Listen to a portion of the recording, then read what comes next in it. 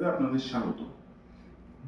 Nifty flat opening হলো, bank নিফটিতে আমরা gap up open দেখতে পাই এবং সেম সেলিং প্রেশার থাকে এবং এবার bank Nifty previous day high থেকে সাপোর্ট নিয়ে মার্কেট উপরে উঠে যায় এবং ফার্স্ট হাফ রেঞ্জ বাউন্ডে থেকে যায়।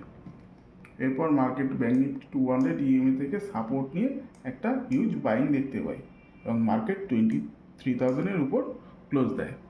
সো আমাদের কালকে কি প্ল্যান থাকবে সেটা দেখছি।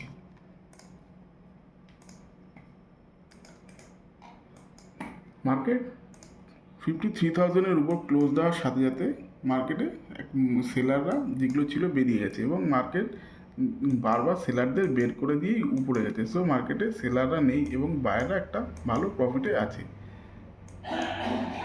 এবার যদি মার্কেট ফ্ল্যাট বা গ্যাপ আপ ওপেন হয় তখন আমরা মার্কেটে রেঞ্জ ব্রেকের সাথে সাথে বাইং ট্রেডের জন্য ওয়েট করব বা রেঞ্জ ব্রেকের সাথে সাথে বাইং ট্রেডে বসবো। এবার যদি মার্কেট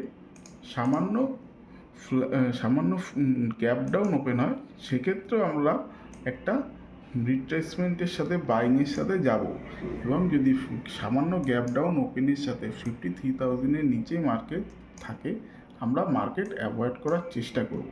এক্ষেত্রে এইবার মার্কেট যদি হিউজ গ্যাপ ডাউন হয় সেক্ষেত্রে এই যে বায়াররা তারা একটা ভয়ে চলে আসবে, সেক্ষেত্রে আমরা মার্কেটে একটা সেলিং প্রেশার দেখতে পারি। মার্কেটে 52,800-এর নিচে আমরা সেলিং সাইডের ট্রেডও তখন নিতে পারি। সো কালকে কি হচ্ছে আপনারা ওয়াইজলি ট্রেড করুন, কালকে ভিডিওতে আবার দেখা হবে।